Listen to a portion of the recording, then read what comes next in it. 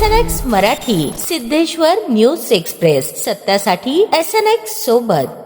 श्रावण महिन्याच्या प्रथम दिनी श्री रेवणसिद्धेश्वर मंदिर परिसरातील विकास कामांचा लोकार्पण सोहळा मान्यवरांच्या उपस्थितीत संपन्न झाला.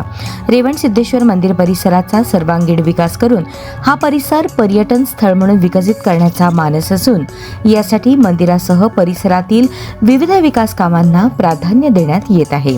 श्री सिद्धरामेश्वरांनी स्थापन केलेल्या 68 लिंगांच्या विकासासाठी 6 कोटींचा निधी मंजूर झाला असून त्यापैकी 2 कोटींचा निधी प्राप्त झाला आहे आणि देवस्थान समितीच्या माध्यमातून 68 लिंगांच्या जीर्णोद्धाराचे काम सुरू आहे.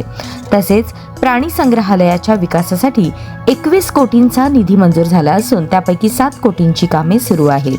धर्मवीर संभाजी तलावाच्या सुशोभीकरणासाठी 10 कोटींचा आराखडा तयार करण्यात आला असून तलावाचा विकास करून संपूर्ण परिसर पर्यटनाच्या दृष्टीने विकसित करण्याचा प्रयत्न आहे. नगरसेवक किसन भाऊ जाधव यांच्या प्रयत्नातून रेवणसिद्धेश्वर मंदिरातील गाभारा, शिखर आणि आवारातील फरशीकरणाचे काम पूर्ण झाले असून मंदिर परिसरातील उर्वरित विकास कामेही पूर्णत्वास नेऊन रेवणसिद्धेश्वर मंदिर, प्राणी संग्रहालय आणि धर्मवीर संभाजी तलाव असा एकात्मिक पर्यटन परिसर विकसित करण्यासाठी कटिबद्ध आहे.